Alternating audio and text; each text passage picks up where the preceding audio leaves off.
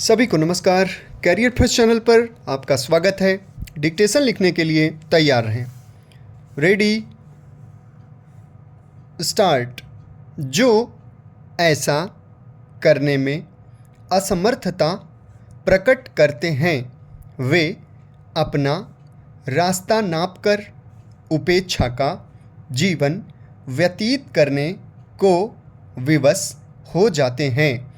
धर्म एवं मूल्य विहीन राजनीति के पुरोधाओं के वर्चस्व में मूल्यों की बात करना सर्वथा अप्रासंगिक बन गया है। बुद्धिजीवी को दिशा निर्देशक माना जाता है।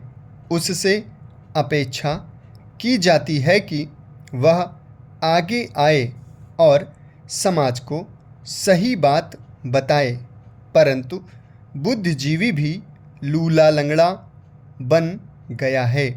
अधिकांश बुद्धिजीवी जमाने की हवा के साथ चलने लगे हैं। जो अल्पसंख्यक बुद्धिजीवी कुछ कहने का साहस करते हैं, उनकी आवाज़ नक्कार खाने में तूती बनकर रह जाती है अथवा उनके खिलाफ फतवे जारी कर दिए जाते हैं। आज भारतीय क्षितिज पर कोई भी ऐसा व्यक्तित्व दृष्टिगोचर नहीं होता है जो इस मूल्य विहीन राजनीति द्वारा उत्पन्न विसंगतियों के विरुद्ध सशक्त आवाज़ उठा सके।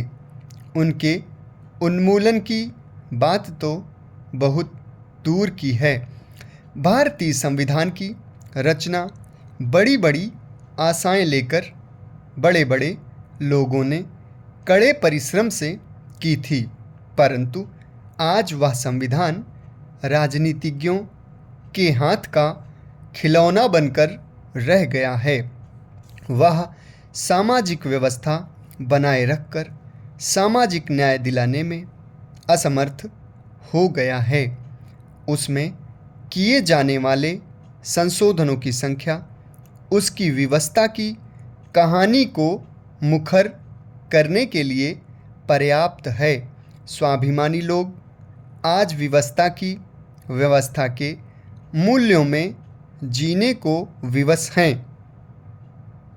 लोकतंत्र को सबसे अधिक खतरा राजनीति में अपराधियों के प्रवेश से उत्पन्न हुआ है। जिन लोगों को जेल के सलाखों के पीछे होना चाहिए, वे जनप्रतिनिधि बनकर सरकारी संरक्षण में मस्त घूम रहे हैं। चुनाव में जीत हासिल करने के लिए ये लोग जनता के बीच आतंक फैलाते हैं और आवश्यकता पड़ने पर मतदान बूथों पर कब्जा भी अपने लोगों से करवाते हैं।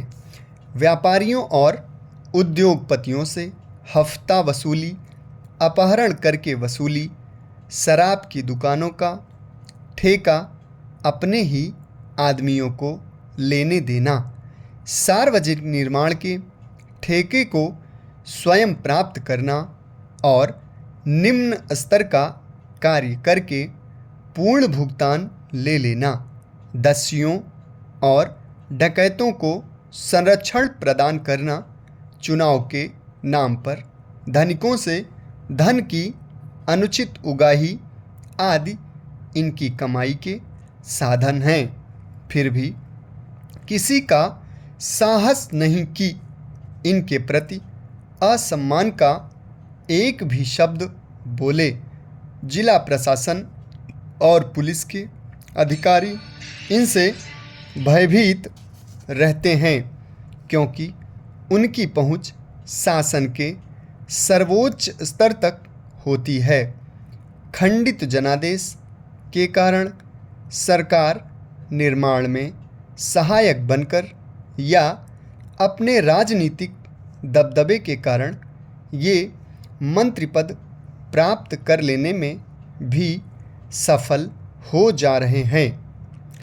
इनके पैरों तले कुचली जाकर राजनीति बिलख रही है, मानो दुःशासन के रूप में कुशासन उसका चीरहरण कर रहा हो। समाप्त। धन्यवाद।